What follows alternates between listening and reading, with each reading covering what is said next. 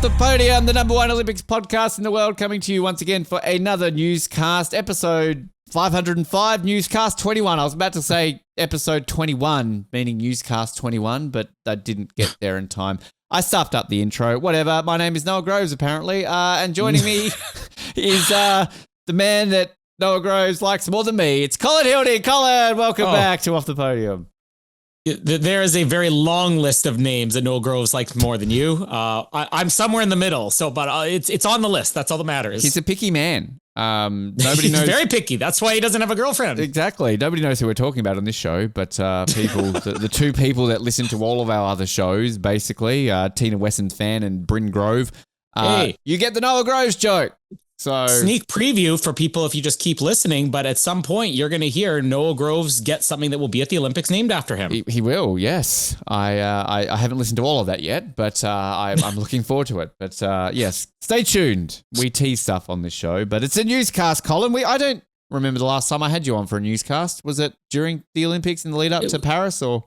I did a couple before Paris, I think. 2 or 3 of them. Okay, yeah. Guys, we do so many of these, I don't remember. I barely remember you. But we don't podcast much together anymore just because the Oz Network died and double us cancelling shows. You only join me for an opening ceremony review every now and then, or an Olympics review, and they keep getting postponed when we're recording them. So how are you, Colin Hilding? You know what? I'm fantastic because I talk to you less. I know. I'm fantastic outside of this next hour and a half or so. Exactly. Then we just go back to not talking to each other, and you're like, yes, I'm going to go watch the Grey Cup. And I mean, people are going to hear this after the Grey Cup. Is the Grey Cup this weekend, or is it next weekend? It's this weekend. From when we're recording. So right now, congratulations to the Saskatchewan Rough Riders, or the Montreal, whatever they're called. Who's your Alouettes. pick? Alouettes. Thank you. Who's your pick to win while this gets dated on Monday? The realistic pick who's going to win is probably Saskatchewan, but I'll be pulling for Montreal. Yeah, go Montreal. Allez, go Montreal. Go to the Olympic City. No one wants Saskatchewan to win anything, right? They can just go back to their... What do they do in Saskatchewan? I don't know. Beat up people. They mow their lawns. That's a tradition they picked up from Australia. They did. Yes. Well done. Congratulations, Saskatchewan. Olympic news, though. Lots to cover in the last month. I'm going to start straight away with uniforms because there's been lots of uniforms. We're at that period now where I think we're going to be seeing a lot of uniforms released in the lead up to Milano Cortina. Let's start with Canada. We always start with Australia. Let's start with Canada. Bugger it. Let's get crazy on this show. They haven't released their full uniform, but Canada doesn't care because you released your hockey uniforms. That's all you care about. The brand new jerseys ahead of Milano Cortina, which they shared about a week ago on their social media. They've said that every stitch reflects our resilience, pride, and belonging for true time and presence. Featuring maple leaf crests, red on the white tops, black on the red, intended to resemble unbreakable diamonds, mirroring the unassailable nature of the gem and its ability to withstand immense pressure. Now, let's remember that quote in a couple of months' time if either the men or the women choke moving forward. But it happened the last time they were in Italy. It did. I thought you better say the last time the NHL players play. They're undefeated, right, in the last couple since that last one in Italy. But these have received mixed reactions. If you're listening to our audio version, head to our video version. You can see what they look like. But you and I had a bit of a chat because I ordered one. Great, thanks Fanatics for blocking Australia from buying these. So I had to buy one, get it sent to Colin, and he's got to send it to me so I can wear it at the Olympics. But you and I are having a bit of a chat about them because you said like, what do you think of them, or which one did you order? I ended up ordering the white one, which is technically the second strip, which has the red maple leaf, because the red one, the main strip, has a big black maple leaf on it, which a lot of people aren't too happy about, right? They're questioning why that the main uniform has gone for a black maple leaf rather than a white maple leaf. Yeah. Yeah, it's funny because you did order that and I had seen some of the reactions. So as soon as you said, oh, I ordered the white one, and your first response was, I didn't like the color of the maple leaf on the black maple leaf. And that was all the responses I'd seen prior to that. So as soon as you said that, I'm like, okay, Ben's probably not even reading the reactions, but like his opinion is in line with all of Canada. Like it's not terrible. There's some odd things about it. But I mean, the coolest thing about these jerseys is that diamond type texture that they have to them. Yeah. And I can see the reasoning why they wouldn't want a maple leaf to be white, because you're not going to get that same texture or whatever. But they have 3 different colors here. And the oddest thing about it is you see the outlines of these colors. And for whatever reason, the black jersey has the black maple leaf and a red outline. Yeah. So why don't they do the outlines different on the other ones? And then you're incorporating the colors, like the one with the black maple leaf has a white outline and the one with the red maple leaf has a black outline or something like that. But I mean, the diamond look to it is fantastic when you see this up close. But yeah, that black maple leaf has not gone over well. I mean, it just looks like death. That's what maple leaves look like. I've got several of them in my yard that I've been cleaning up for weeks. And I'm like, oh, look, it's a dying maple leaf. Let me slap that on a jersey. It looks like death. Headline if they go out in the group stages. Yeah, no, I'm with you. Like, admittedly, the real, I guess, traditional one that I associate with you guys is obviously the Hockey Canada logo, which is what they're not allowed to use at the Olympics anymore. They haven't used since like 2002, 2006. And I've got like the red, and technically that maple leaf is technically black, but it's stylized different. And the fact that I think it incorporates some white into it because it's obviously got the white, red, and black with the hockey player in the middle of the maple leaf. So that's sort of where it incorporates black, white, and red. So my red one's got black on it technically. But yeah, I'm with, like, it's interesting that you said like the reaction has been that way because I've seen some of the reactions now and some of the stories about it. And it just looks odd. And then even the alternate, the black on black, I don't get this current obsession with blackout jerseys. This whole trend where it's fashionable to have black writing or black logos on black shirts. So you can barely see it. And they call it the blackout. And then you're paying the same price for a jersey for something you can't even see. You're basically paying for a black shirt. I don't understand that. So at least with this black on black, as you mentioned, they've got a red outline on it. And I was tempted to get that just because that's the only one you can get personalized on the Team Canada store. And I like my things personalized. So you can't get the white one. You can't get the red one personalized. So yeah, I ultimately went with the white one. And for the first time in my life, Colin Hildy, I'm going to own something Sidney Crosby. So I got Crosby 87. Yeah. I'm not getting McDavid 97, even though the one time I'm going to cheer for him is at these Olympics. I'm not wearing his name on my back. Sorry, Connor. But you'd mentioned that you got that one. I wasn't sure if did they have the one where there's just no name on the back? I think so. Yeah. I mean, like generally, if I don't get it personalized, I will just get a blank one because I have such a bad luck of every time I buy a player for one of my teams, they leave the next year. Now, honestly, I don't think Sidney Crosby is going to be traded to Finland, but knowing my luck, who knows? But I mean, I felt like. The only exception I will make are like the icons. So I'm going to buy a Bulls 23, I'm going to buy a Vince Carter Raptors. They're always jersey. Associated with it, yeah. I'm going to one day get a Kawhi Leonard. I know he only played 1 year for the Raptors, but, it was an iconic year. So, I mean, Crosby, 87. I'm going to get a Gretzky, 99 one. So I will have a Sidney Crosby one. I mean, I don't know if have you ever owned a Team Canada jersey? Would you be tempted to get one of these ones? Not an official one. I've had like the knockoff ones that you buy for $40 at Walmart. Yeah. But I don't know if this will be the year that I'll get one. Just because the prices of everything is through. I mean, I didn't even ask you what the price was for this one. $249. Canadian?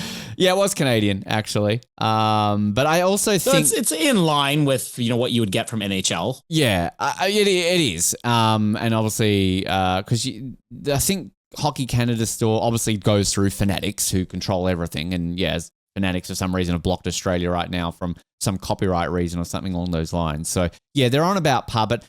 Obviously, with jerseys too, they generally have those tiers, right? You have your authentic jersey, which is the same that they wear on the ice, or you'll have the replica jersey, which is a little less quality. I generally go for the replica. I don't usually go for the authentic. It doesn't really bother me if I'm wearing the same as they end up looking the same anyway. But I think with these, they only sell the authentics based on what I'm seeing. So but I'm with you. I like the overall design, the sort of embossed look. And the thing that I like about the red one, it's kind of like a chrome red. As in, it's not just like pure normal red, if that makes sense. Like the red's got a bit of shine to it. So I was very tempted to get it just because red is my favorite color, and I did like that sort of chrome look to it. But I'm excited. I mean, I think go ahead. Did you happen to see the Finland and Slovakia ones that were announced? I have not, but now I feel like I need to look at it. How do they look? Slovakia one to me looks like I don't know how closely I looked at Slovakia. Well, they made it quite far last time, so I looked closely enough. But the Finland one looks great, and It's basically the same thing. You know, you have that like the crest or the emblem, which is like, I don't know if it's supposed to be a lion with a sword. But all of the pictures that are released online are definitely focusing on the head of that lion because it has that tongue that comes out, but it looks like it's vomiting. Yeah. You know, which is really no different than, you know, the ones in the past, but it's funny that like everything online is like, we want to show this. But yeah, the two colors, that would be one. I typically don't go for like the white ones just because watching so much NHL, it's like, well, that's the away jersey. Yeah. But the white one of that, I think looks almost better than the blue one. The blue one, you know, is good, but like the white one just showing like the blue in the center and everything, amazing. That is a nice jersey. I will, and the Slovakia one, I really do like that one too. Just sort of like even the way they've got like the lines on the mountains above there, really good. I recently got I wore it on one of these episodes recently, the Team Australia jersey. They're actually quite hard to find, yeah, for hockey. The Mighty Roos. Yeah, I'm with you with the white. Like I very rarely will get a white jersey in any sport because, as you said, it's sort of, I mean, basketball is still the home one, but I started to recently get a few of the white ones just because I think, like, you know, spice it up a bit, get crazy, going along those lines. But obviously no movement yet on the overall Team Canada releasing their uniform, which are we with Lulu again? Are we with Lululemon still? I believe they are, yeah. And if it's similar to what it was like in Paris, I think Canada was one of the last ones to unveil it, if I remember, because we were seeing like Team USA and everything before we ever got Team Canada ones. The Lululemon winter ones, the last time they did that for Beijing was amazing. And I've actually seen a couple of people out on the street that have like the red jacket. So I have high expectations. You know, the Paris ones were like, this is all right. Yeah. But I think that they across the board, even when Roots was doing it, like the winter gear for Canada is always more spectacular than the summer ones. You guys give a shit more about the Winter Olympics, right? Exactly. Whereas getting to us, Australia, it's kind of the opposite. So Australia have released, I don't know if we are the first. Apologies to all of our other countries out there. It's the first I've seen. Yeah, it's the first I've seen as well, that of a nation actually releasing their Olympic team uniform. So Australia released ours in the last week or so. A lovely little ceremony in Canberra. So I get the media release. The Australian Olympic Committee love to send you a media release the day before something happens. They don't give you much warning. So I see it, I'm like, oh, here we go. Like, I'm thinking they're going to do it in Melbourne because the home of Australian winter sports, like the headquarters is actually in Melbourne. But they're like, no, we're doing it in Canberra. Like, what fucking Canberra? Like, okay, it's our nation's capital. But like, I mean, like, Team Canada launching it in Ottawa? Probably not. But they did a nice little photo op outside of Parliament House, and I believe Albo, our Prime Minister, mentioned it in Parliament that day. But 4 Team Off The Podium members all released these as well. So Dean and Tarly were there. That was intentional. That was deliberate. They were like, sorry, Ben, that we didn't get down to Melbourne, so let's get 4 Team OTP members. So Dean and Tarly were there looking dapper in the formal uniforms. We had Abby Wilcox and Riley Flanagan there too, showing off the yellow ones. And obviously, we're a bit different to you guys, whereas Lululemon do both your summer and winter. In Australia, we don't have ASICS doing our winter uniforms. We have Carbon doing our winter uniforms, although Sportcraft still do the formal uniforms. They're fine. I think the thing that I have with our winter uniforms, and all jokes aside, is I'm not disrespecting Carbon. I'm really not disrespecting Carbon, but I just feel like less effort goes into our winter uniforms than our summer uniforms, which is a bit of a shame. But it's sort of very green and gold, as is the case, funnily enough, because that's our national colours. We've got Indigenous designs on a lot of the uniforms as well. And the jacket, it's just, I mean, it's a very basic looking yellow, green accents, the word Australia on the sleeve. And again, not wanting to disrespect Carbon, I think it's a similar thing with ASICS for Paris. I think overall our Paris uniform was fine. You know, I've got it and I like wearing it, but it's, you know, fine. It's not one of our best. The formal uniforms, again, fine. We have a habit of wearing very white things at the Winter Olympics. I feel Australia are like, hey, snow's white. Let's wear white. We always comment on this, don't we, when we do the opening ceremony reviews, that we're always wearing white, except was it Vancouver we were wearing the silver, which looked cool. But yeah, I mean, I think my overall review is it's fine. The one thing I respect is that in the lining of the jacket, similar to what they do with the Summer Olympians, they list Olympians. Now, Summer Olympians, because we've won so many Summer Olympic gold medals, it's every gold medalist. we've only won a handful of Winter Olympic gold medals. There'll be a very big text in the jacket. So basically, it's every Winter Olympian, which I'm glad to say that in one of the screen grabs of one of the videos, we found Dale Begg-Smith's name. So there it is. But it wasn't that hard to find once you screen grab one of the AOC's videos. But your thoughts on Australia's uniform? I mean, because we do so many of these opening ceremony reviews, it feels like we're always, yeah. Well, I think the other thing is, and this is no knock against Australia as a nation, but like, you guys play it very safe with your uniforms for the most part, you know, like this is exactly, you could have shown me this picture and said it was from 4 years ago, 8 years ago, and I'm like, oh, probably was, you know?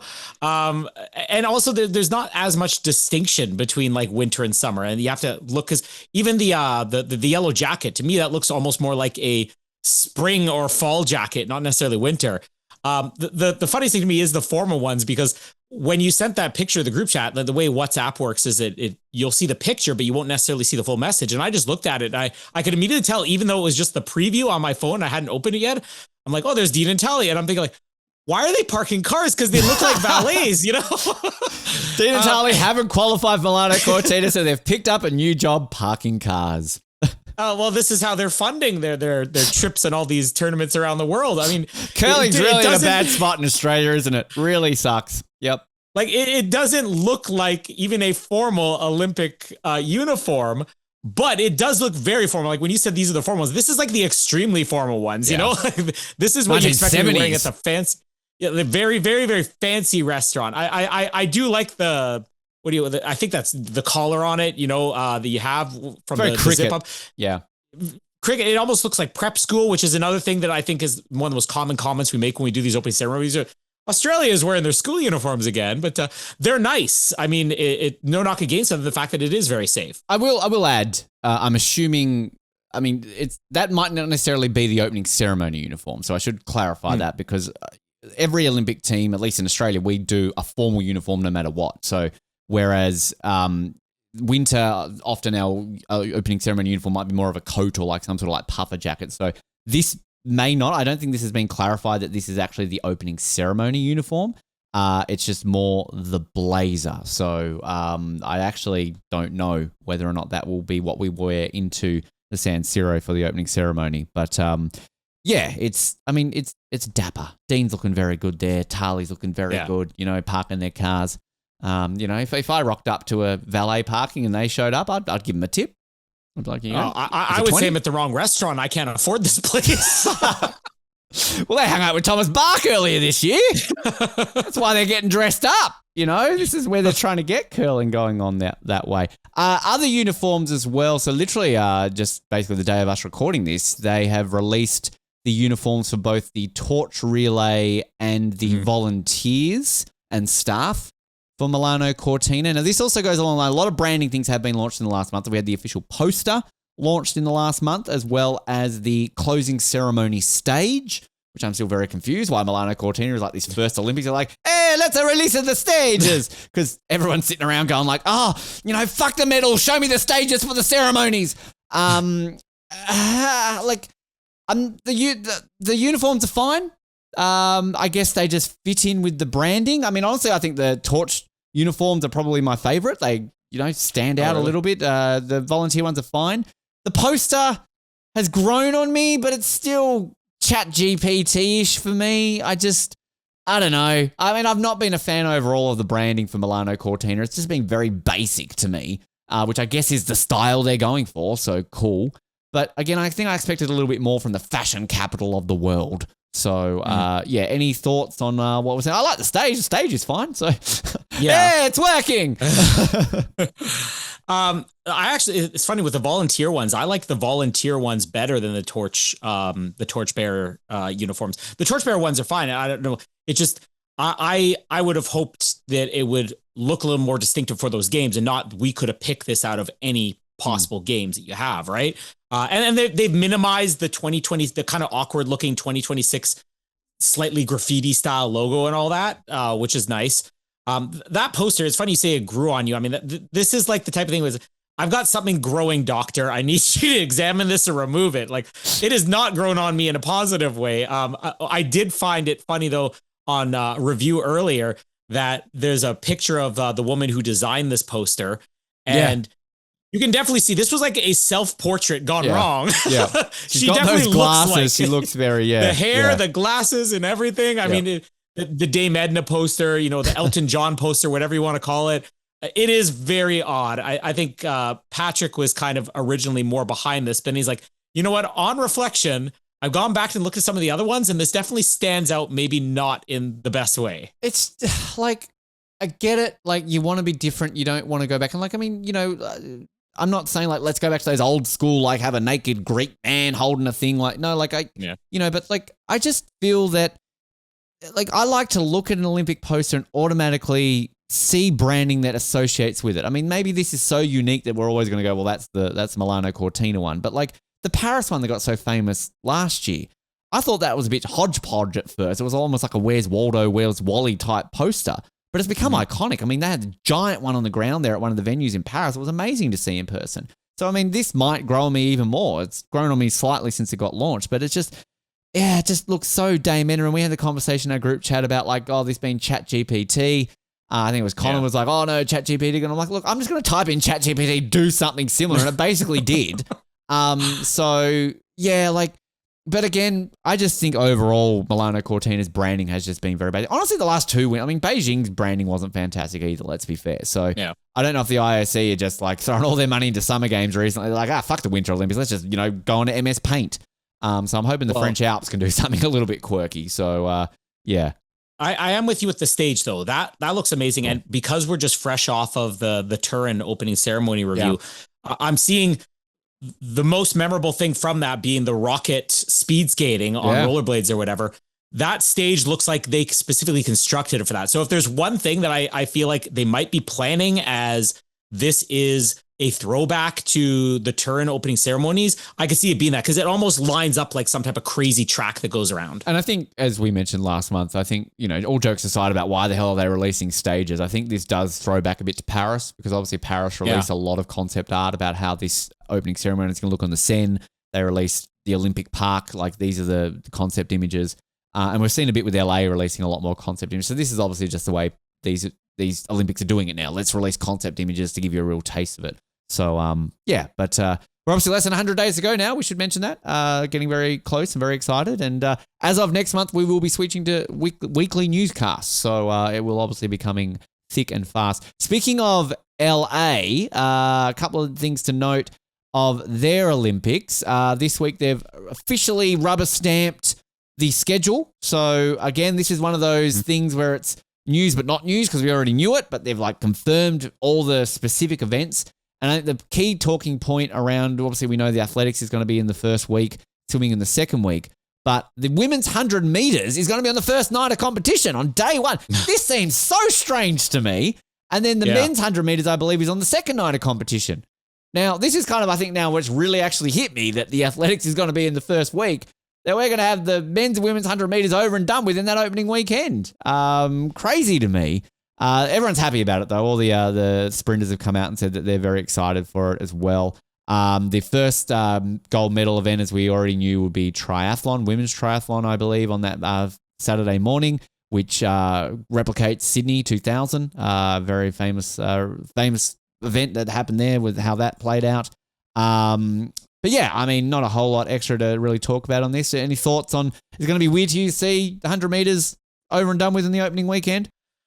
Yeah, I mean, because we've talked about this in so many of our episodes before. This is what always has been, at least on this side of the world, treated like those are the headline events. I mean, the relays are really the headline events, but that's like, this is the biggest deal. And to have it happen on day 1 and 2, I can see the reasoning that it's going to get more eyeballs watching early in the Olympics.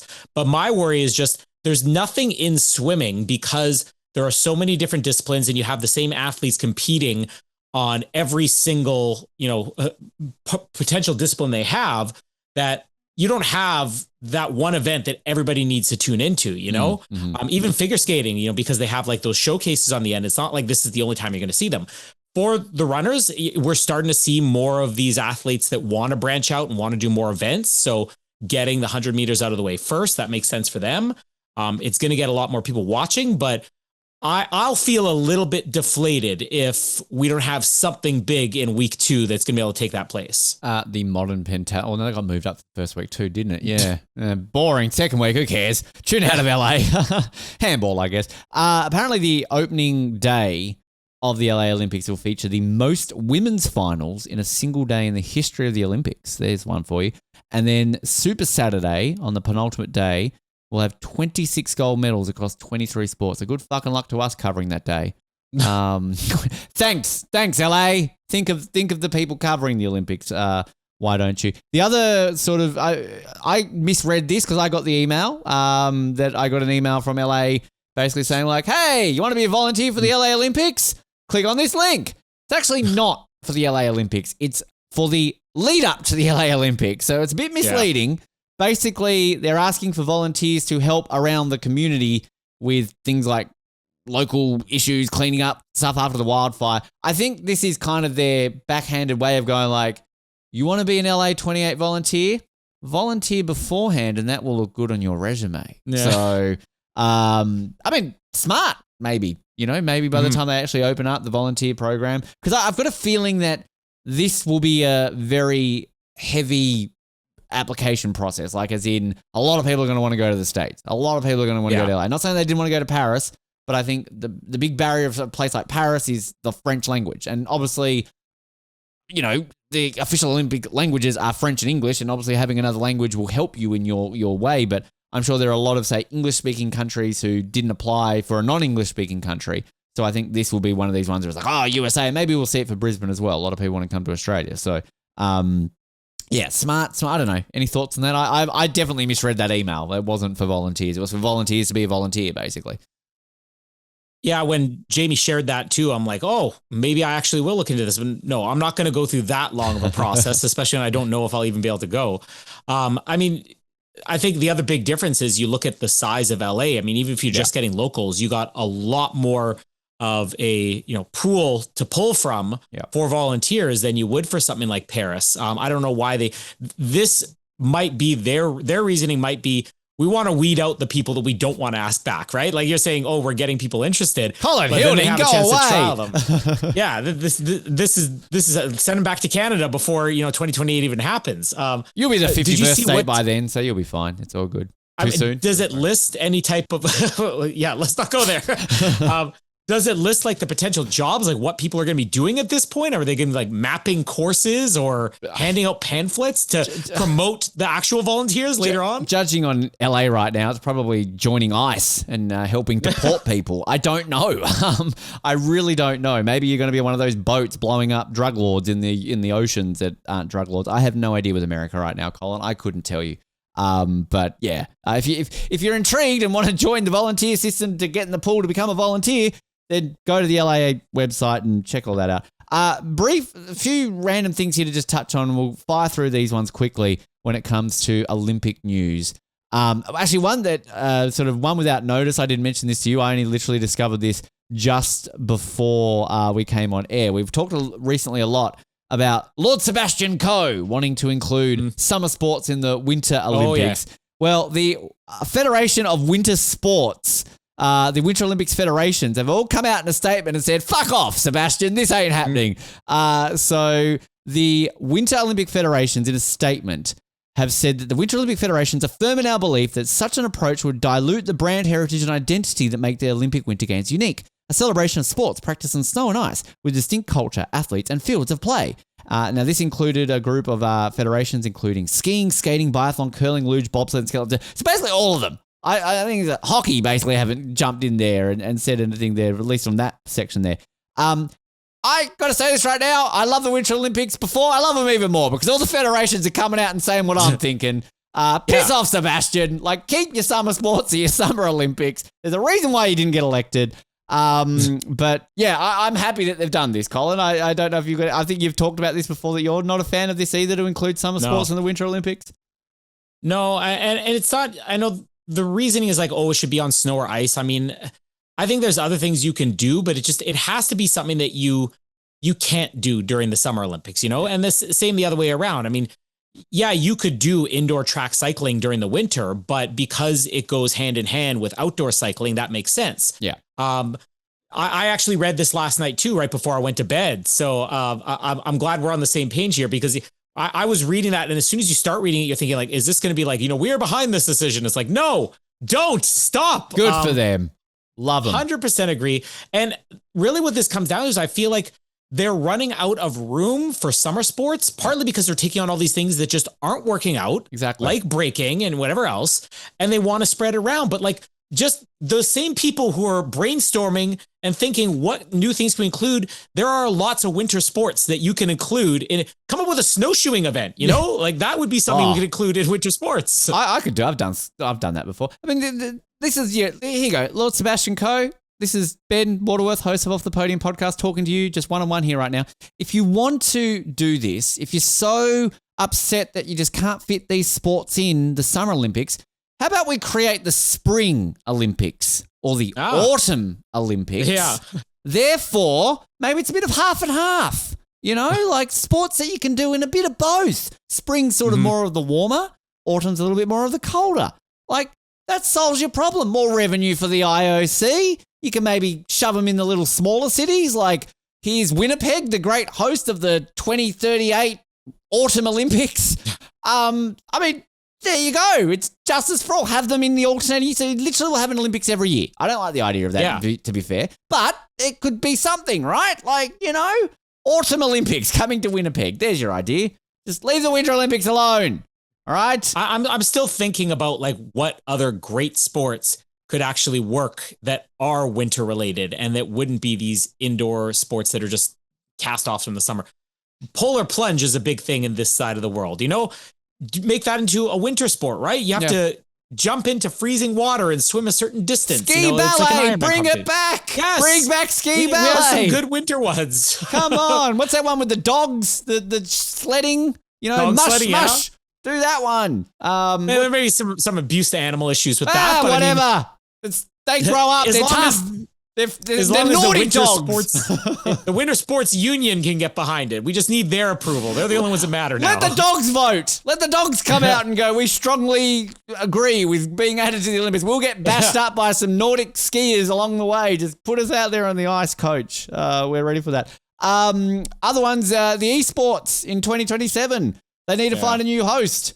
Because I think the IOC woke up and thought, Saudi Arabia might not be above board with some of their dealings. That took you a while, IOC.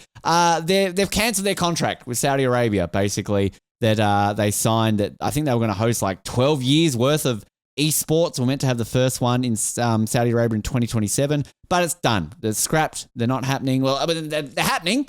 The IOC is still keen for them to happen. It's just not happening in Saudi Arabia. Now, look, we've talked about this before. I'm like... Do you know where they're going to happen? They're going to happen in Melbourne. Yeah, probably. It's going to be in my backyard. Ben, can we have the village in your apartment? We'll take anything.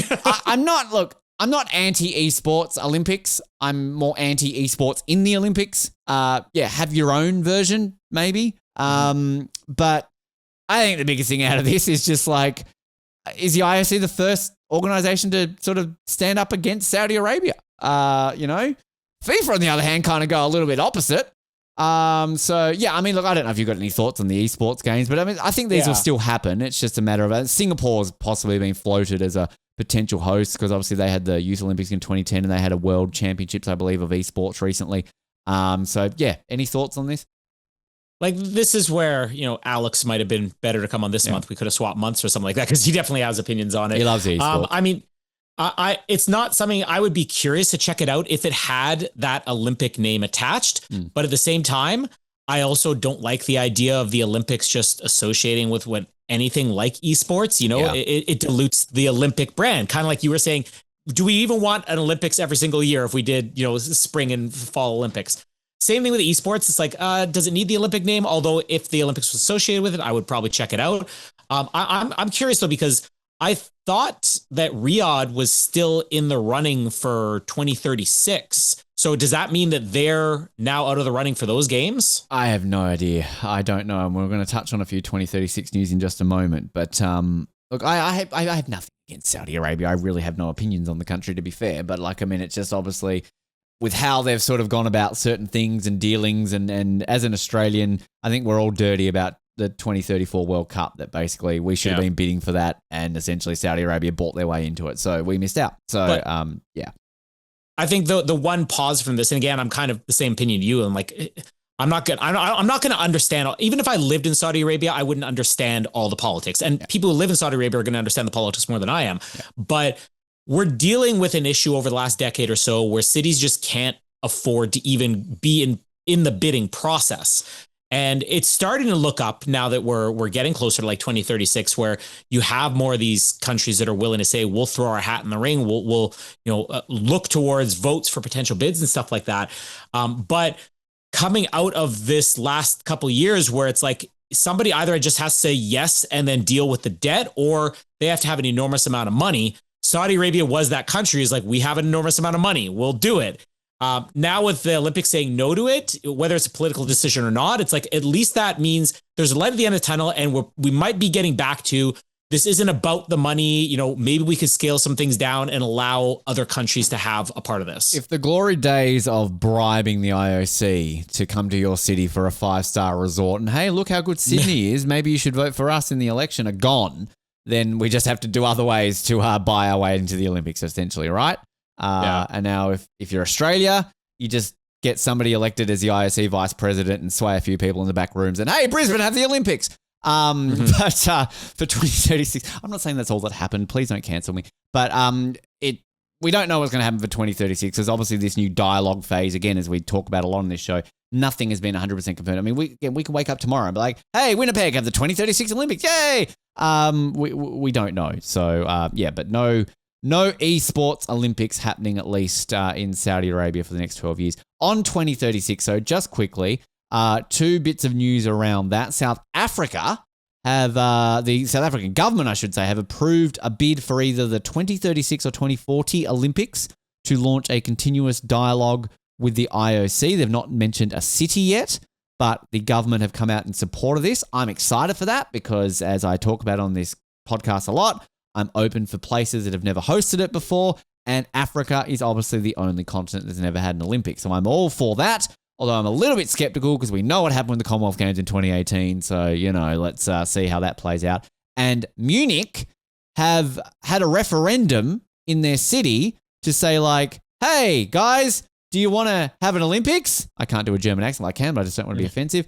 And they've actually come out and said, yeah, we do. 2/3 of Munich have voted in this referendum for yes. This is rare, Colin, because we see this so often that cities will have public votes and shut it down. Calgary, a famous example of, like, they were all gung-ho, yay, let's go for the Olympics. And then they voted for it and they're like, nah, this isn't happening. Boston did something. Vancouver, so many in Europe. I think Stockholm did one as well, didn't they? But this is rare to actually see a city going, yes, or in the Germans' case, yeah. So they're looking towards a 2036 or 2040 bid as well. Excited for this. I'd be very happy for a German Summer Olympics, as I've said a lot on this show. It'd be nice to the country to have an Olympics that isn't tainted by something bad for once. Yeah. And I'm pro-Africa having an Olympics so we can tick off all the continents until Antarctica can host an Olympics. Yeah, I've been saying for a while that, like, Egypt would be one of my top spots that I would love to see have an Olympics. I mean, really anywhere that we've never seen it before would be amazing, because we are kind of running out of regions of the world. South America would be incredible. And, obviously Rio was in it before. And who is it that's in the bidding still? I can't remember. For Chile. No, I think Chile, because they have the Pan Am Games. Santiago came for it. Yeah. So you got these places like Santiago and you got Toronto, who obviously did their test events with the Pan Am Games, and they, would be able to do it again. You got these new places where we could have them, Riyadh or Egypt or South Africa, right? We've never seen anything before. And then it is a bit of a gamble. And then you get places like Germany where they've hosted Olympics before. We've had through Beijing, Tokyo, even Milan, the new trend of we can revamp these facilities, and, we're not having to build from scratch. We can still have savings. We can still make something new and use something that has a little bit of this prestige because the Olympics are there. And what I'm thinking, what year in the 70s it was, the Munich was 72, I think, right? Yeah. Yeah. So, I mean, we're by the time this would happen, we'd be 60 years since the last Olympics. I doubt all those buildings are demolished at this point. I think that gives them a leg up. But whenever you see the referendum, especially here in Canada, where I've just gotten used to, there's an Olympic bid or there's this campaign for Olympic bid and it's going to be turned down. The referendum was not going to go in favor. Didn't work for Calgary. Didn't work for Vancouver. I'm, crossing my fingers, but it's probably not going to work out for Toronto. When you see something that's going in favor, again, you're just thinking, hey, we're this close to getting something new. It's not going to be Beijing or I'm not knocking. Milan's going to be completely different, but we're only 20 years removed from the last Italy Olympics. It's going to be complete within our lifetime, something completely new. And it's, I often talk about how it's rare now that we get a news. I mean, Brisbane's sort of that, it's a brand new city, but again, Australia only had the Olympics obviously within the last, 30 years. So it's that catch-22, but Brisbane, I think, is different in the fact that it's a city that I think a lot of people outside of Australia haven't probably heard of or think too much about.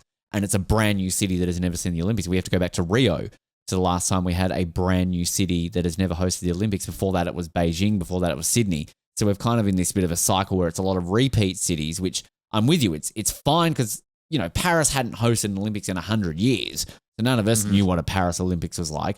Milan hasn't hosted one since 56, even though, as you said, Turin obviously hosted one since, in the last 20 years. But yeah, I think it would just be unique. For me, I look at it mainly as a country perspective because in our lifetimes, we've never seen a German Olympics. So that would be very interesting to see. Well, plus our association with those German Olympics is just Very flooded bad. with Munich, September, 5, whatever that movie was that came out.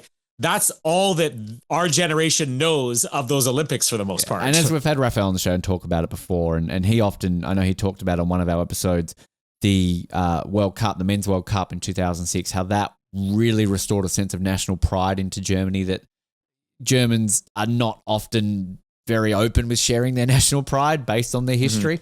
But yeah, the 2006 Men's World Cup was a real kind of restoring point, which I think proved that, hey, we can be a nation that can celebrate ourselves. We're modern Germany now. And I think an Olympics would help them even more so with that. So yeah, and Africa as well. That'd be great. Speaking of Africa, this is one that I didn't put on our list, but I only just saw this as well. The next Youth Olympics, Summer Youth Olympics are in Africa. They're in Dakar in Senegal in less than a year's time now. And they've just released their mascot. Colin, we love a good mascot. Ayo, a lion, a Senegalese lion that symbolizes joy and energy of the Senegalese youth. It means joy in Yoruba, the language widely spoken in West Africa, and reflects the spirit of celebration and unity associated with the games. It's kind of cool. It's got a little hat. He's got the hat is amazing. It's funny. Our twins recently graduated from an early learning program, and one of the tutors got Casey. It's basically a cactus that will repeat your voice back to you. And it has this exact same hat. Yeah. So I'm I've seen this hat. It looks almost like a sombrero, but it's not. But yeah, African I love the style. hat. Yeah. I want more hats on mascots. And it's got it's very I look at this, I think very Africa. It's got a lot of the African sort of designs on the shorts, the colors. Yeah, the kind of yellow lightning bolt kind of trim thing. Yeah. Yeah. The angle of this photo looks a bit off because he's kind of doing horns up, but then the other finger looks like he's giving the finger. He's hey. It kind of does. I was thinking, I don't think a wrist is supposed to move that way, but yeah, I think it's going the other way. But I mean, we're going to obviously cover the Youth Olympics a bit more next year, and I'm excited for that. But yeah, obviously these games were delayed. So we've been a while, since 2020, since we've had 2018 since we've had a Summer Youth Olympics, because 2022 they were postponed, of course. So yeah, trying to do my maths correct. That's right. So obviously it will be 8 years since we've had a Summer Youth Olympics. So excited for that one. And two other things quickly to touch on here. Sad news. The world's oldest Olympian, who we saw at the Paris Olympics last year, Charles Costa, passed away, 101 years old. And you want to know how prominent this guy was? The announcement of his death was made by the French president, Emmanuel Macron. I mean, I hope that when I die, that Albo is going to be sorry, Australia, bad news. Ben Waterworth is dead. Who's your prime minister this week? I can't remember his name now. Carney? Carney. Yeah. I think Colin's tone said it all about him, but I don't know. I don't know. Do we like him? Yeah, we never hear. You know that you don't have a prominent prime minister when you don't hear about it. Like, I never hear about New Zealand's prime minister anymore now that Jacinda's gone. Now that Justin's gone and is doing Katy Perry, basically we get more news about him doing Katy Perry than we do about your prime minister. So, Mark Carney's like the indifferent prime minister. He's the guy that 20 years from now, people are going to be like, who? Yeah, all right, fair enough. Use PM? So he's not going to announce you dying, but I mean, this is sad. Charles Coste, 101 years old, bloody good innings, and he was the guy in the wheelchair, of course, last year who handed it off to Teddy and Jose Perec to light the cauldron. So this is sad, Colin, but good innings. You'd like to live to 101. I'm sure Jamie wouldn't, but how do you feel about that? I have a goal. I always say I want to live to at least 100, but now I want to say I want to live to 101 because I got to equal his lifespan. Yeah, we always get these like oldest Olympians, and it's never somebody you actually know about until you see those. So the fact that this came after the last Olympics is like there's some name value there and everything. Who's the next contender though? Like I don't want to say who's the next one to go, but they probably will be. But I was actually the second oldest. Yeah, I'm trying to find out because he apparently only became the oldest Olympian this year. Because the Hungarian gymnast Agnes Keleti passed away in January. So I'm trying to see here. Yeah, I don't think it says in this article. So obviously they didn't know. I just want to say Andrew Hoy because he's still kicking around. It's not Andrew Hoy. You're not that old, Andrew. I'm joking. So yeah, I don't know the answer to that one, Colin. But he won gold. Are other Olympians going to be worried? Like, I don't want to come out during the opening ceremonies of Milan because look what happened to the last guy. He only had another year. What's old Maiden? Remember old Maiden in Atlanta? Old, boxer Rocky guy. He was the oldest at the time. I don't like if you are the second oldest person on the planet, you're just hoping that the oldest dies so you can hold that world record, right? So, yeah. And you want to hold it longer than they did, yeah. Yeah, Charles won gold in the team pursuit in London in 1948.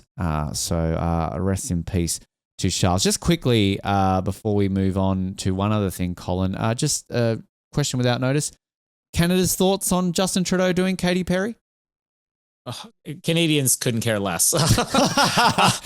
Breaking news on Off the Podium. We need to confirm the ground news, basically. If anything, it may have increased his popularity slightly because Justin Trudeau kind of went out as like one of the least popular prime ministers ever. And now people are like, oh, he's dating Katy Perry. We didn't really like her, but maybe this makes him slightly cooler. I mean, she's gone to space, so I guess she's slightly cooler than him. Leave her alone. This is my thing. I don't understand this hatred of Katy Perry. She's like so hated now. I'm like, why? I love Katy Perry. Like the whole going to space thing, yeah, it was a little bit overly dramatic Oprah's on her girlfriend, part, but no one shits on Gail.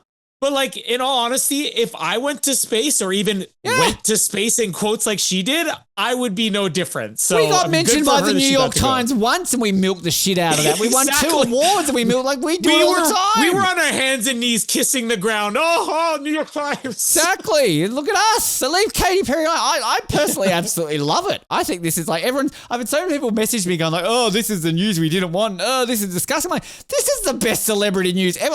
If you had on your bingo card 2 celebrities who were going to hook up in 2025, I would not have picked the former Prime Minister of Canada and Katy Perry. Like, come on. This is like if Anthony Albanese tomorrow, I don't know, hooked up with Britney Spears. Everyone was like, what the fuck? I don't know about that, but I'm down with it. Anthony Albanese is about to get married, so he's not going to do that. But hey, why not? I'm more curious now to see who Justin Trudeau's ex is dating. Is she with anybody? I don't know. Because they got divorced while he was in office. So like that was a rare thing, wasn't it? So. That's something that, well, the only person who ever did that before was his father. So, I mean, it runs in the family, but did his father go and like do, I don't know, Brigitte Bardot or someone like that? I don't know. No, but here's the funny thing. Famously, his father, Pierre Elliott Trudeau, when he divorced his wife, Margaret Trudeau, she ended up dating Mick Jagger. Oh. So obviously Justin takes after both parents. He's like, A, I'm going to become prime minister. B, I'm going to get divorced. And C, I'm going to date a music star. I love this. This is so Canadian. I mean, like, when you you've had a female prime minister before, haven't you? Is she going after Justin Bieber? Yeah. Kim Campbell. No, I mean, she was prime minister for like 6 months. So his wife is dating, his former wife, I should say, is dating an Ottawa surgeon named Marcos. Well, sucks to be you, Mrs. Trudeau. All right, I'm sure he's You're good only with his dating hands. a surgeon, not somebody who the surgeon never went to space. If this is the same guy, he looks like he's a gang leader, but he's apparently a surgeon. Probably is. Marcos Batoli. Well, sounds like a gang leader too. Wow. Yeah. Okay. Canadian politics is always very exciting. There we go. The one thing I wanted to touch on, I've had this on my list for a month because I've been dying to talk about this. The Olympic Channel, the official Olympic Channel social media, in the last month posted a video with our great Australian snowboarder, Tess Cody, bronze medalist, of course. We love Tess. Horns up. You remember her. And they posted this video, basically just a little interview with her, and this is what she's up to and all that sort of stuff. Great. Now they've got this video. Here's Tess. She's looking great there. My name's Tess Cody. They put the graphic up on screen, Colin, with Tess Cody, the Olympic font, and they've got the flag next to Tess Cody, right? Here we go. Australia. Time to celebrate it. The Australian flag, right? They Olympic? put the New Zealand flag next to Tess Cody. They put it next to him. Like, what are you doing, IOC? I was right. It's the wrong flag. It's the wrong flag. And to make matters worse, we commented on it. About 5 other people commented on it. This has been up for a month, and they haven't fixed it. They haven't taken it down. It's still there. IOC, what are you doing? 10 seconds on MS Paint even, and one of my kids can fix this for you. It's ridiculous. It's offensive to Australia, IOC. Your social media team need to get their eyes checked, because that is the fact that I thought by the time we did this episode it would have been fixed. That's still there. I'm looking at it right now. Tess Cody, New Zealand flag. So does she have any ties to New Zealand? No idea. We only care about it if they're born in Australia and represent another country, right? If it's the other way around, we just ignore them. So yeah, she has competed in New Zealand, from what I could see. Stop stealing our athletes, New Zealand. I'm blaming them. You won more medals than us in Beijing. Well, gold medals at least. So anyway, I mean, you need to get Zoe Sadowski or whatever her name is. Yeah. She was born in Sydney, wasn't she? From memory. So I think she was. Well, but you guys claim everybody from New Zealand is like they're technically Australian if they're good. I think she was born in Sydney from memory, but we talked about her recently. Their alpine skier was born in Australia, so when she wins a medal, Zoe was born in Sydney. So there you go. Well, there you go. Well, then let's just have her with a big Australian flag around her shoulders. She's got an American mother, but we don't care about that. Shut up, America! She's ours. If anyone's stealing her, she's ours. We have got some great episodes coming up on this show. Before we get to our sports preview, one teaser this week. I'm so excited. Phil Bellingham, triple Olympian in cross-country skiing, is about to qualify for ski mountaineering. He's all but there, but he's also still trying to qualify for cross-country skiing. He would become the first ever Australian Winter Olympian to compete in 2 different sports in the same Olympics if he does this. So we great chat with Phil. He's always actually someone we've wanted to get on the show to talk about cross country, but since he's started this skimo career as well, we got him on. But great chat, very laid back, very chill, very Australian. And this clip of the interview, listen to this. This is hilarious. I asked him about his Olympic experiences and things like pin trading and stuff like that. This is Phil's little story about his time trading pins during his Olympic career. I've been involved in the pin trading for sure. I actually had a bit of an event happen with the pin trading when I was in Pyeongchang. I was getting into the pin trading, but the cleaners stole some of my pins. What? They stole them? Wow. Yeah, I had the pin cushion that they supplied with all the pins on it. Yeah. It was like an official Pyeongchang Olympic pin thing on the corner of it. And then one day after the cleaners had been in, that had been ripped out, and my heart rate monitor watch was gone. So, oh no! Wow. Some people value the pins maybe a bit more than I do. Yeah. Do you report it? Is there village police or something you can go to? No, I just kind of had a bit of a laugh and just kept going about my business. But wow. Jeez. Yeah, obviously some people take it seriously. I just am blown away the fact that there's somebody rocking around there with Phil's pins after all these years. So, justice for his pins, because we had Max von Haus's pins were stolen too in Paris, weren't they? So it's a thing. there's just people out there who just live off stealing Olympic pins. But there you go. Phil, great chat. That's dropping this Friday. And some more other great stuff coming your way in terms of this. And also, before we get to our preview, a couple of Team OTP updates. And as I always say in this section, apologies to all our other athletes. We've got so many on this show that we have on.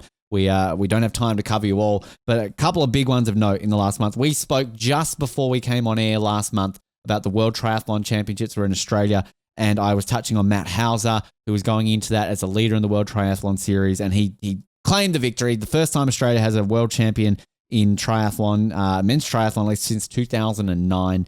So many congratulations to Matt for claiming that one. And Anu Francis in the paratriathlon in the P2S2 category also claimed the world championship. So massive congratulations to Anu and Matt, world champions. Fantastic result. We mentioned them earlier in the episode. Dean and Tali have been doing great guns. Not only are they parking cars, but they're also doing well in curling. They have at the same time. At the same time. Just they're going out there well. I want them to like throw the car across the parking lot and the other one's sweeping. Oh, get it right between the lines. Well, you got to look this up. If you got the time while I'm talking right now to go to Team Gil Hewitt on Instagram to look up one of their trophies, because you're going to get a kick out of what they won. They recently got second in a Geneva mixed double invitational event. Congratulations to them. But then they were in two events in Gisted where they got gold in both events. One of the events they won a trophy that was a goat. Now. It was a statue of a goat, not a real goat. Just to clarify for people at home. I see that here. But we're trying to get him on the show again, if before Milano Cortina. But I need to find out about this goat trophy, because as we've discovered on this show, Winter Olympians get magnificent trophies compared to our summer counterparts. But if you can win a curling event and win a goat, be it a statue or not a statue, I don't care. But congratulations to Dean Tyler. Have you ever won a goat, Colin? I've pet a goat before, like once. That counts. That's kind of like winning. I've interviewed a few goats. No. Yep. I'm hoping they come back here because I want to see if they could bring the goat so we can get a picture with the goat this time too. Put the parking valet jacket on the goat. You know? Yeah, exactly. Yeah. Park my car, goat. Put it on it. Do it. But congratulations, Dean and Tali, doing very, very well. The tournament, I believe, is in December. I feel for the qualification. Of course, as we also touched on recently, the women's team are in this tournament as well. So if all things go well, Australia could have two curling teams. But realistically, we're looking at Dean and Tali here to go through there, Colin. We Canada's already had our qualifiers, which is, because in curling, usually it happens very late. And I don't know if there's a reason why Canada qualified so quickly. But I was wondering whether, they had qualified or whether they still had to go through anything. I mean, maybe Canada has another one to go. But yeah, we have one pair that's already guaranteed a spot. Well, aren't you guys, you basically just wake up in the morning and you're already qualified for like the next 30 Olympics. The Olympic qualifications, it's in December. I knew it was in Kelowna. I remember that. But it's from the 15th to the 19th of December. So as I said, we're doing weekly newscasts in December. So that'll be something that hopefully we get a little bit closer to. We can cover very specifically. But so Dean and Tali, the top two, if I'm not mistaken, go through in the mixed doubles. And with the team, I'm not sure how many go through. But Australia are still with a chance for the women's team. They're also competing up against New Zealand. So there you go. As long as we beat New Zealand, that's all that we care about. Still in our Have you been flags. to Kelowna? Because you lived closer-ish than I did. Kelowna. Is that the one in the middle of BC, isn't it? Yeah, I have been so. to Kelowna, yes. No, I always get Kelowna confused with, what's the other one I get confused? I have been to Kelowna. So it's one of these places that I kind of look at a map and you go, well, that's in the middle of nowhere. That's never going to host anything. Yeah. But it's a decent size. It reminded me a bit of Hobart in terms of size. It's about similar size, I feel, to Victoria as well. I think a little bit smaller, but I've been to Kelowna. It's very isolated. Have you been to Kelowna? Yeah, when I was a kid, we were there briefly. A very nice place from what I remember. Yeah, no, decent place. So Dean and Tali. Let's go. Let's go. Kelowna. Challenge Dean and Tali. The Spring Olympics 2040 in Kelowna. But Colin, we're here now to do our sports preview. We're getting through these. Figure skating. Now, this is the part where I say, Colin, why did you choose figure skating? Colin didn't choose figure skating. Colin's a last-minute replacement for Hallie, who couldn't make it. I was the alternate. Because Colin is literally on the next one doing a sport that he chose, which we'll get to at the end. And then you're coming back later on to talk about another sport, which I feel as a Canadian you just have to do. But figure skating, rather than asking you why, give me a bit of a thought on figure skating. What do you think of figure skating, Colin? Well, I mean, I feel like we probably should have gotten somebody who's a bigger fan on for what is technically the biggest sport in the world. I mean, you could actually make an argument that at least once upon a time, figure skating was rivaling things like professional football, professional basketball, professional soccer, hockey, whatever. But it's definitely the highest rated segment during the Olympics. And for that reason, I expected that we would see a little bit more news behind it. I mean, I know there's still a lot of qualifications going on, especially in the US. I mean, this will be a huge deal when the US trials are happening. This is where the network coverage is like, we're bumping all of our primetime shows, which I think it's in December. So their primetime shows are on break anyways, but it's going to be huge, obviously then.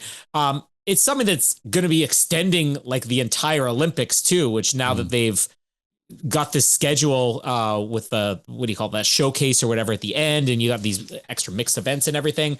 I mean, I'm excited just because Canada kind of crapped out in the last one, and it was really the first time I think you were robbed of a medal. Let's be honest, you should have gotten at least one.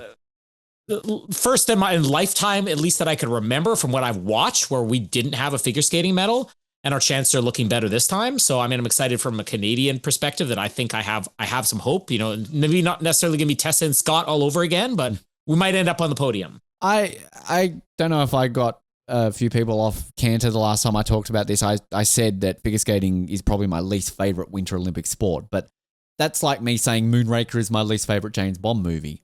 I would still watch Moonraker over 99% of other movies. I would still watch figure skating over maybe like 70% of the Summer Olympic sports. Like I anything Winter Olympics I love, but if you've got to rank something at the bottom based on what it is, figure skating is the one I'm probably going to watch the least. And I think that comes from as a child. I remember whenever you would watch the Olympics before Australia would ever have any sort of, medal prospects, it was just blanket coverage figure skating. And I just remember my dad and my mum would be like, oh God, they're showing figure skating. Stop showing figure skating. It's just, it got a bit repetitive for me as a kid, but I still enjoy watching figure skating. I don't want to sit here and think I'm anti-figure skating. Absolutely not, because this is, alpine skiing is seen as like the Blue Ribbons event, but I would argue figure skating is the Winter Olympics sport. This is the main one. Yeah. As you touched on, this is the one that draws the headlines. It's a lot of people compare it to, say, gymnastics, but I think America, in particular, gets behind figure skating more than gymnastics at the Olympics. It's huge.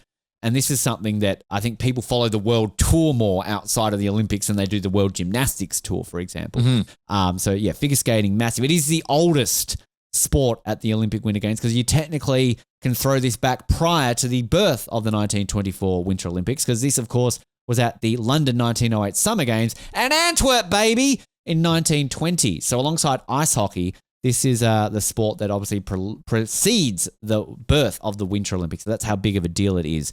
There have been events and in men's and women's competitions at every Olympics since 1924.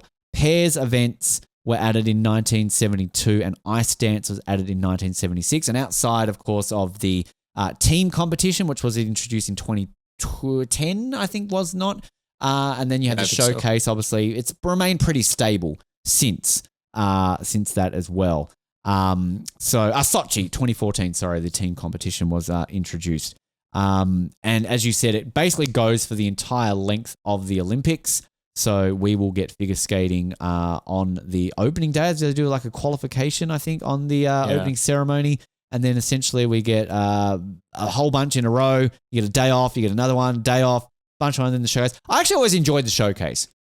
Controversial. Everyone's like, we want to see the people win the medals. But we had obviously Jamie Saleh on this show many, many years ago. And, my history of loving Jamie and everything that happened back then during those Olympics. But I always remember the ice showcase that they did in Salt Lake when they sort of, I think, that they were doing like a cowboy style one from memory, I think, which was really, really cool. But we'll go over go ahead. I just wanted to interrupt for a second. This is a criticism of how the events are televised and not necessarily the sport itself, because I would watch if I had the opportunity to just sit down for the 2-3 hours or whatever that most sports will take from qualification through to the finals. I would watch it in a second, but it's almost impossible to watch, especially when you have all the other sports going on at the same time, because every round they compete in is like 4 to 5 hours. Yeah. And then you got to go through the men's and then the women's, which is why it takes the entire Olympics. And I just think about how gymnastics is really the same way, but you have the ability that somebody finishes on the pole vault, and then while they're waiting for those scores to come gymnastics, that's pretty impressive. Didn't know Simone Biles did the pole vault. Good for her. Not the pole vault. Not the pole vault. The other thing, the vault or whatever. The vault. But then you remove the pole. Yeah, no poles. I mean, the pole dancing will eventually be in the gymnastics, I'm sure, but that's somewhere in down the road. Winter Olympics. Sebastian Coe has a way. Anyway, sorry, go ahead. Once they host Las Vegas, that's when pole vaulting and pole dancing in the gymnastics. But anyways, you can cut from the vault to the beam. Yeah. And that's what I want to see. And have two venues where in the middle of, the women's routine, while you're waiting for those scores to come in, you cut them. Because even when I'm making my own videos and transferring, like I love watching the skating, and there's so much drama that builds up for that wait. What are the scores? What are the scores? But if they had the ability to cut away, I wouldn't be always pausing my video and then cutting back when the scores are revealed. Actually, that's a good point you make. My favorite thing of figure skating is a kiss and cry, because no other sport does it better. I mean, that's why it's called it's based on figure skating, and the drama, the personalities. I think that's what intrigues me to it. I've been critical of it in the past. That to me, the one thing that I really dislike about figure skating is the fact that once you've kind of got a leaderboard, it doesn't really change. Like this is like you talk about gymnastics. If Simone Biles doesn't land on the pole vault, then you know she's not going to win a medal. Whereas in figure skating, unless she's got the pole dance. Exactly. But in figure skating, I feel like you can fall and still, if you've executed the other points, you can still, like, it's not as bad. Yeah. And figure skating experts, please correct me if I'm wrong. I realize I'm not into the technicalities of it, and I get the beauty of this sport. I'm not trying to shit all over your sport. I do like figure skating, but it's one of these sports that if I'm watching a judged sport, like moguls, for example, confuses me, because I always think moguls is fastest down the hill, but no, there's technique to it involved. So whereas like figure skating to me, and now that you've even got that like little bar that they show on the top left where it's got like the green, like they've mixed there, like it just confuses me that you can basically get all the boxes and get green, but you can fall on your ass and you're still going to win the gold. Like I'm just like, I don't get it. So that's a bit of a detriment to a casual observer. But I will say some of the favorite guests I've had on this podcast are figure skaters, because figure skaters are personalities. They are beloved by their fans. And this is maybe the most passionate sport for fans in the Winter Olympics as well, because it's very niche, it's very unique. And it's just, it's culty. It's almost like they're band or singers, right? Like how the fans, like we get the best social media feedback on this podcast when we get figure skaters on, because they've got fans. So figure skaters, please come on this show. Give us listeners. The history of the event, the sport, Colin. Again, I don't know if you've got this in front of you, so you might be able to cheat here, but who is the most successful nation in the history of figure skating at the Winter Olympics? I guess combines the Summer Olympic medals in this, I'm going to say as well. I'm going to assume the United States. You would be correct, Colin, in both the Olympic medal tally and the Ben Waterworth tally. They have 17 gold, 16 silver, 21 bronze, a grand total of 54 medals. Who is second? Is it going to be China? China are 14th, so it is not going to be China. Japan are 10th, so it is not going to be Japan. Is it Canada? It's an obvious one. Think a little bit harder about figure skating. Russia. There you go. I was going to say bribes, drugs. Russia. Second in both gold and overall, 14 gold. Where's Canada? Canada are 5th. In terms of gold, you are 5th. In terms of total, actually, you are 2nd in terms of total. So the Ben Waterworth model, you are 2nd overall with 29 medals. Thank you, Tessa and Scott. 6 gold, 11 silver, 12 bronze. Soviet Union is 3rd, 10 gold, 9 silver, 5, 24. Here's a surprising one for you. Who is 4th? I would not have got this, because I'll give you a clue. They are a great winter nation. If you think Winter Olympics, it's one of these. This nation comes to Norway. mind. Not Norway, but like this is a nation I do not associate with figure skating. Maybe back in the olden days, but in modern times, not at all. Not Norway. Norway are 12th. Netherlands. Netherlands are on this list, but they are 16th. Finland, Sweden, Austria are fourth. Yeah, I couldn't tell you the last time. I'm trying to think about a famous Austrian figure skater. I think like back in like the old days, Austria was really good, but they are fourth. 7 gold, 9 silver, 4 bronze, 20. Britain, of course, have done all right in figure skating. Sweden 7th, France 8th, Germany 9th, Japan 10th. Australia, not in the medal table. We have never won a medal. We've never come close to winning a medal in figure skating. I don't think we ever will. Our best ever result is 10th, which came twice in the men's singles. Adrian Swan in Oslo in 1952. And Anthony Liu, I remember Anthony back in Salt Lake in 2002. He got 10th there as well. But even though Australia is never within a bull's chance of winning a medal at the figure skating at the Olympic Games, our figure skaters often get a lot of coverage because even Australia loves our figure skaters. So there you go. Let's go over some of the people to watch though. Now, the one I actually had to look up, Nathan Chen is not coming back. Did you see this? He's decided to go to medical school. So, I mean, great. He's going to become a surgeon and date Trudeau's wife. Apparently. Melania Trump, maybe. He has not officially announced his retirement. He's only 26. But he's actually said, no, I'm going to go to school. I got to respect this, Colin, because it's sort of like we talk so much about Olympians on the show. We're an Olympic podcast, funnily enough. But I don't think we often talk about the fact that athletes generally have to retire by like they're in their 30s based on, you know, their bodies and everything along those lines. And then for the majority of the rest of their life, they've got to find a job, right? Because not everyone's a Michael Phelps or a Simone Biles. They're, you know, not living off their millions. But the fact that Nathan Chen, who's arguably one of America's most famous winter athletes, this guy is a household name, has just said, nah, I'm good. I don't need to defend my gold. I want to become a doctor and think about my life. Like, I mean, I can't imagine Nathan Chen needs to go to medical school. I can imagine Nathan Chen is pretty well off. But I mean, I respect that, right? Like, I mean, imagine Tessa and Scott after Vancouver. Nah, we're going to go be a doctor. Like, this is awesome. Yeah. Good on you, Nathan. I think Tessa is in university for something like that too. Oh, but she waited. She won like 20 gold. This is what I'm trying to say. She went through like 3 or 4 Olympics first. Yeah. Yeah. But, I mean, who are the heavyweights from the United States? You know, like there's one man that's sort of taken the mantle from Nathan. That's Ilya Malinin, who is the reigning world champion in the men's singles. He's a current world number 1. He is the first and only skater to land a fully rotated quadruple axel, which is widely regarded as the hardest jump in figure skating.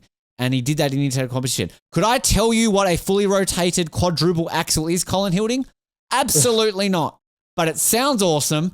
And all I know is that Ilya is awesome. This guy is only 20 years old. 20 years old. He wasn't even born when Jamie Saleh competed in Salt Lake in 2002.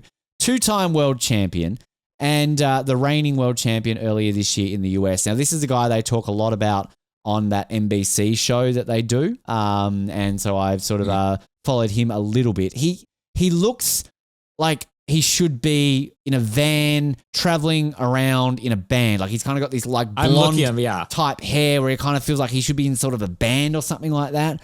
But I mean, this kid, but not the leader, like the bass player, the keyboardist, maybe. Exactly. Like he's definitely not a front man. But like, I mean, this kid is just, call him a kid. I'm old now. I can call this guy a kid. Dominating, and he is, I think, now the face. So I think the biggest disappointment here is to see him go up against Nathan. That would be like an epic sort of battle for the ages. Tonya versus Nancy. Bring out your clubs, whack the knees. I don't know. But have you heard much about Ilya before, or is this the first you're kind of hearing about? Nope.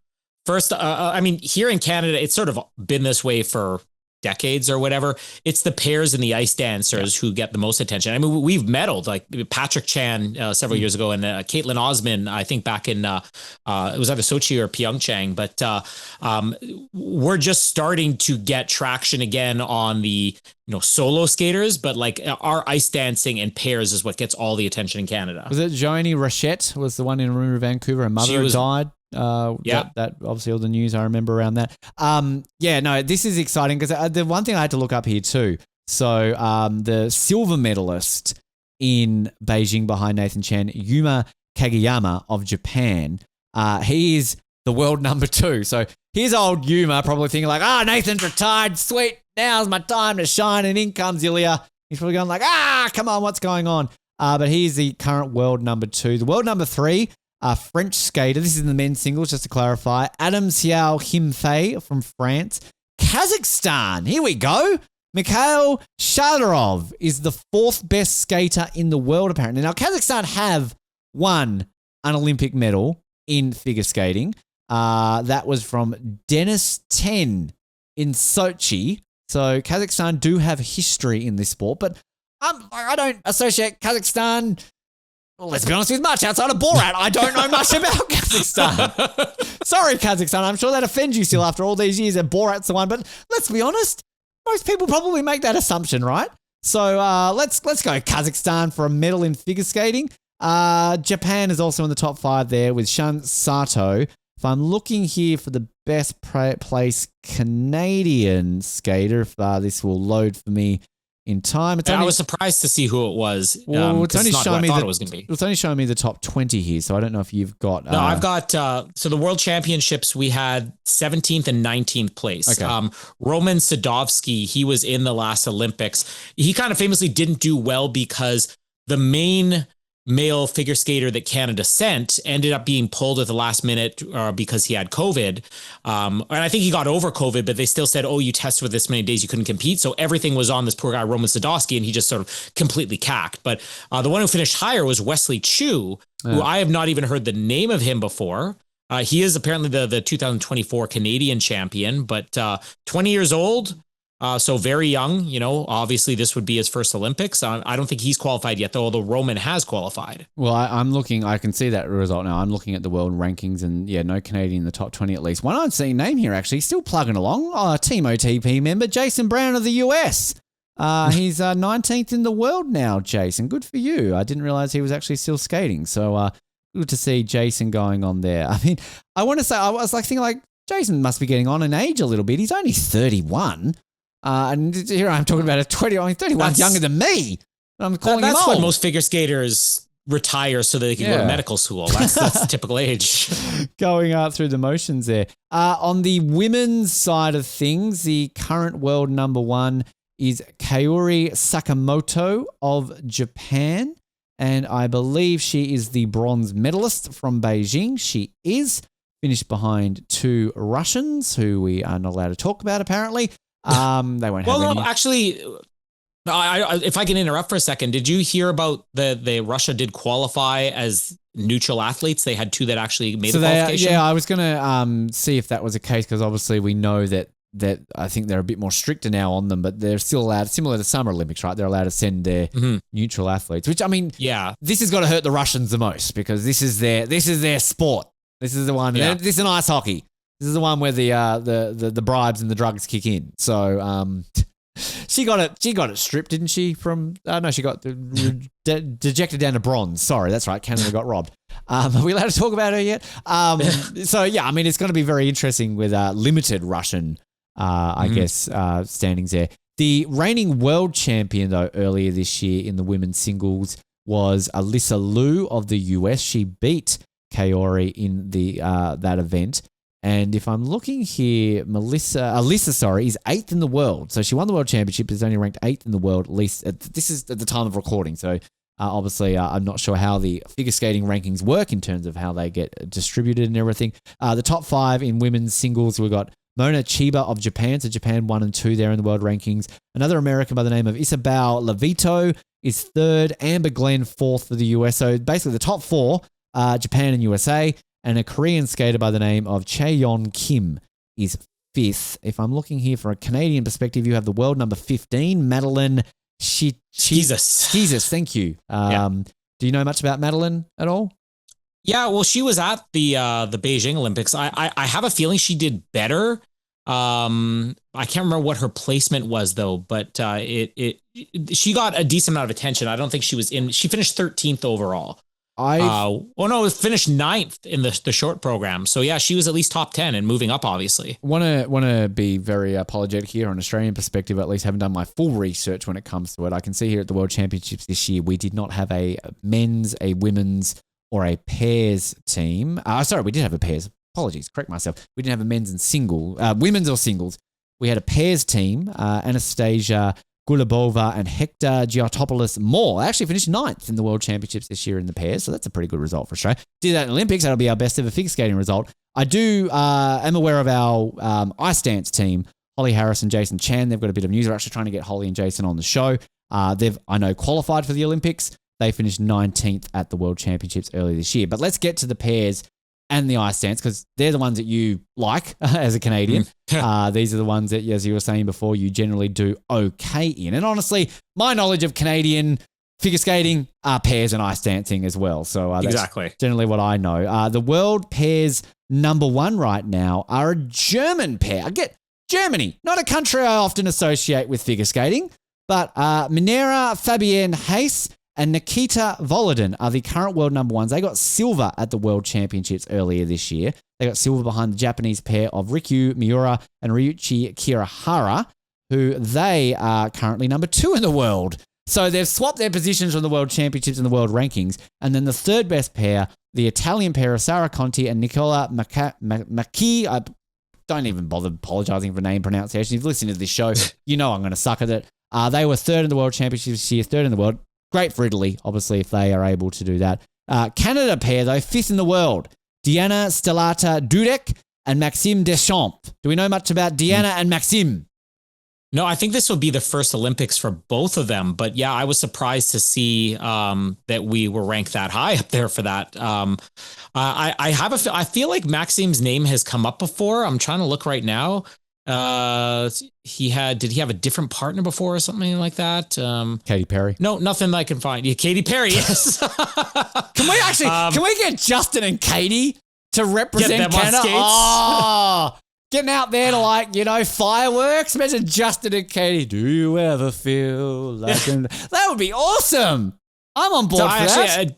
I do see this. So Maxime Deschamps, he had previously skated with another skater, Vanessa Grenier, and this was like a decade ago. Yeah, but didn't make the Olympics. Did he dance with Kate? Did he go to space? No. I'm sorry, but there's only one Canadian couple that's on my mind, Colin Hilding, and I want them at the Olympics. All right, Justin Trudeau again. Imagine that. What would the controversy be in Canada tomorrow if the Canadian Olympic Committee? We're here to announce our team for the Olympics. Oh, this is pretty exciting. And in Paris figure skating, Justin Trudeau and making her Canadian debut, Katy Perry. Yay! Everyone will be like, "What the fuck?"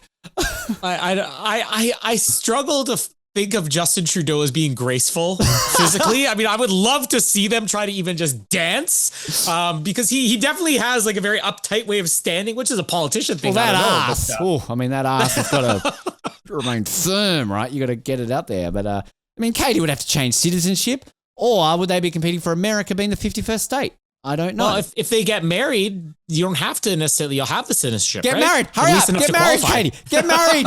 It's November. Tick, tick, tick, tick. Get on the skates. Everybody outside of Canada is just waiting on this. Canadians are like, they got married? Okay. This would be the biggest news in the history of the world. We would be in 30 years' time. Remember World War II. Remember the moon landing, 9/11, COVID. Katy Perry and Justin Trudeau competing at the Olympics together in figure skating.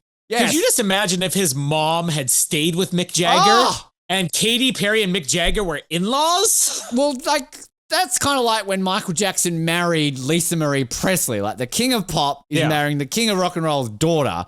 Like Mick, oh God, this is like blowing my mind with the things that are, not to take away from our great Canadian pairs figure skaters, because you also have another pair in the top 10. Or am I looking at ice dancing here? I'm looking at the different one. No, you do have another pair in the top 10. Yeah. I was looking at ice dancing, but I was going to name the wrong couple. But Leah Pereira and Trent Michaud are also in the top 10. They are 9th. So good for them. Also know nothing about them, but I'm excited because, again, Canada takes the pairs and ice dancing very seriously. And we talk about how athletes are like, certain countries, obviously it would be sprinters in Jamaica, right? Gymnasts in the United States, figure skaters, even the United States, like they'll get their own reality shows and stuff like that. The only Canadian Olympians to ever get their own reality show were Tessa and Scott. And I would make an argument that there are other figure skating pairs or ice dancers who are big enough deals here that like everybody knows them. So, but didn't your girls get a reality show? The moguls, the Point Sisters got one, didn't they? True. True. I mean, it was in Colin. French only. I still watched it, even though it wasn't subtitled. Yeah, you weren't watching it for the what they're saying. You're standing there going, "Oh God, they're beautiful." James, like, what are you watching? Nothing. I can't even remember when we interviewed them. They asked something about like, "Oh, did you like the part with this?" And I struggled to think for a second. I'm like, so did that happen on the show? I don't remember. I mean, I bought Michael Schumacher's autobiography recently, which is in German. Do I understand it? No, but it's got pretty pictures. So it's a collector's item. It's a collector's item. It's hard to find.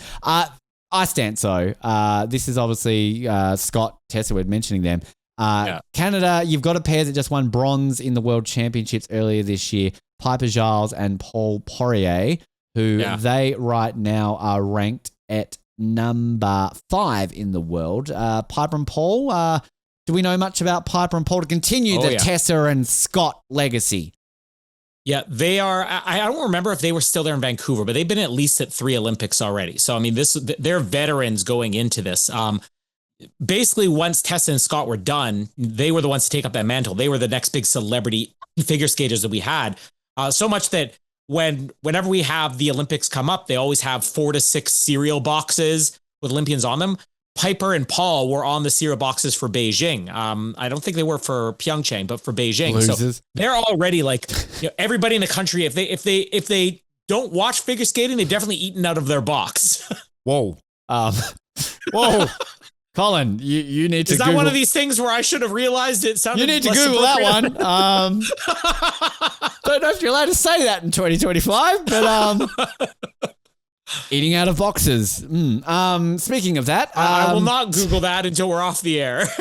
Do it on your anniversary with your wife. Amelia Zingis and Vadim Kolesnik are also, they're American, Ben. I'm looking at the wrong pair. Marjorie Lajoie and Zachary Laga from Canada are in the top 8. No disrespect to Amelia and Vadim. I'm sure you're great skaters, but we're here to talk about Canada, not the USA right now.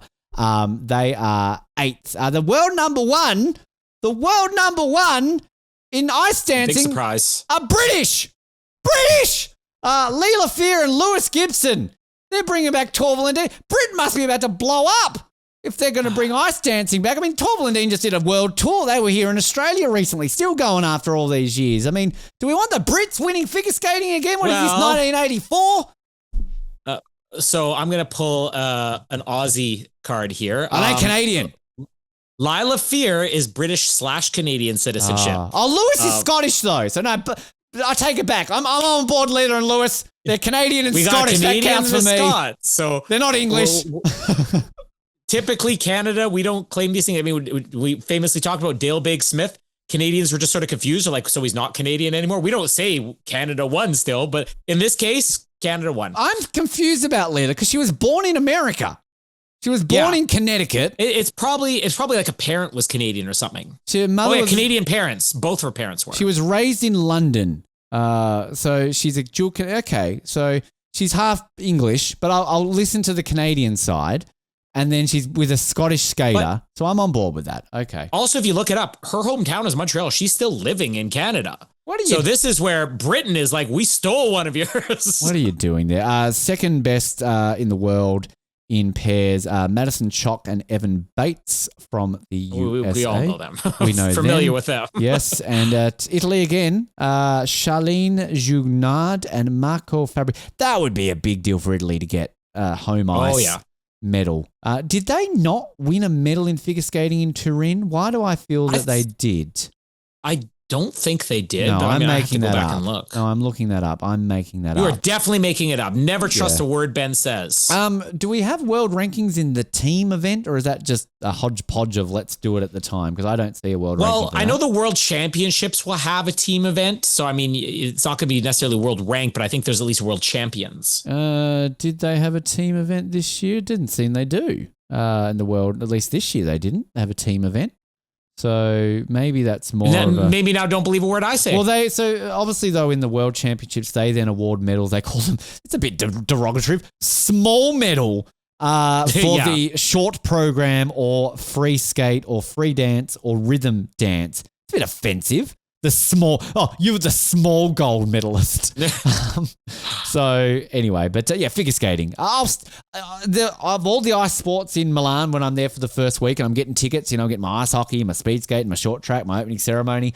I looked at figure skating briefly, but even the cheapest tickets for figure skating were more expensive than my cheapest ticket for the opening ceremony. That's how coveted a figure skating ticket is. And look, again, if I'm there in Milan and I'm walking down the street and somebody's like, hey, do you want to buy my half price figure skating ticket tonight? I'm going to say, yeah, I'm going to see any Olympic event. I don't care what it is. I'd love to see it in the flesh and might change my mind, but it definitely wasn't at the top of my list of tickets to get for the Olympics. So not. But like this is what's so weird about figure skating. Like, I don't know how much the Tonya Harding, Nancy Kerrigan thing had to do with that. I mean, within my lifetime, I know the figure skating was big before that. You know, even you go back before our lifetimes, like Dorothy.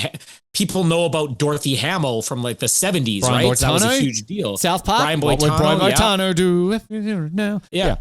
And then Brian Orser, the Canadian. Yeah, the Battle of the Bryans. You should know about the Bryans. Battle of the Bryans. Yeah. But like it really took off after Tonya and Nancy. Yeah. But it just seems like it never actually, it's not one of these things where there was a spike and then it died down, because Nagano and Salt Lake City, like it's always the biggest deal. I just wonder, prior to 1994, was it the event that was like the most watch event, the highest ticket prices? Yeah, I think the one that, this is a weird thing, you're going to laugh at me, but you always do. The one that really made me understand of how big of a deal this is in certain fan communities was on Will and Grace. There was a whole episode where they went to like a showcase, and I think they were there to see, what's her name? Michelle Kwan. Michelle Kwan. They were there to like kind of, it was this whole like joke thing. And then the Jim Carrey show, Kidding. He what was the name? Who was the blonde American figure skater that was like famous? She won a gold. Not Nancy. Tara Lipinski. Tara Lipinski. She was in it, and she like played this warped version of herself. And from memory, Jim Carrey's character, or I don't know if it was Jim Carrey's character, like slit her throat with a skate. It was like a whole joke. It was a comedy, so like it was a thing. But she was actually a decent actor, and she obviously commentates with our mate Johnny Weir. So yeah, like, we talked about her when we interviewed him. We did. But that's the thing. They are above figure skating because they are so beloved by the community as commentators. And I'm trying to remember there's a movie. It's one of my favorite movies. Robert De Niro, Sean Bean, a bunch of actors in it, called Ronin. It's like a late 90s movie, most well known for a lot of people say the greatest car chase in movie history. But like the climax of that movie takes place at like some figure skating championship. And I think they got like one of the biggest figure skaters to actually do a role in the movie where she was being held at gunpoint or something like that. I thought you were about to say that Robert De Niro and Sean Bean did a Blades of Glory style movie where they skated. I'd watch that. Sean Bean. That would have been amazing. Oh, wow. But I mean, figure skate, like so many stories. I mean, we back on the Oz Network days, we obviously did our lead-in month way back before Pyeongchang, didn't we, of Winter Olympic movies, and that's when Tonya had just come out from memory. But I'm in a bit of a mood. I'm getting close to the Winter Olympics where I'm like, I've got to watch some tonya. And, I think I haven't watched Tonya since it first came out, but Blades of Glory, not really an Olympic movie, but it's sort of an Olympic movie. Cool Runnings, you got to watch it. Miracle, Eddie the Eagle. One of these days I'm going to watch The Cutting Edge, because I know that is I've never watched like 6 sequels to it. Yeah. But you know what? Add Ronan to the list, because I looked up Katarina Witt, who is like two-time Olympic gold medalist. She's the one who had the role at the end of that movie where they're like targeting, I think it's targeting her. She's in Blades of Glory, I think, too. There's a few figure skating cameos in Blades of Glory, but just like look at the celebrity of these figure skaters. Like, it's just natural they transition into acting. Yeah. Here I am saying I don't associate Germany with figure skating, and I forget Katarina Witt. Wow, Ben, your Olympic knowledge just took a hit with that one there. Look, and then there was Oksana Bayul, who famously ended up in rehab. There was so much fame that came out of the 90s figure skating. The 90s figure skating, bring it back. Can we get Nancy and Tonya to just commentate together? That would be pretty epic, right? Throw Oksana in there and Michelle Kwan. Oh, God, the 90s were a great time. But that's figure skating. Excited for it. Thanks, Hallie. You did a good job. Really did well. Next month, though, the one that you're meant to be on, freestyle skiing, Colin.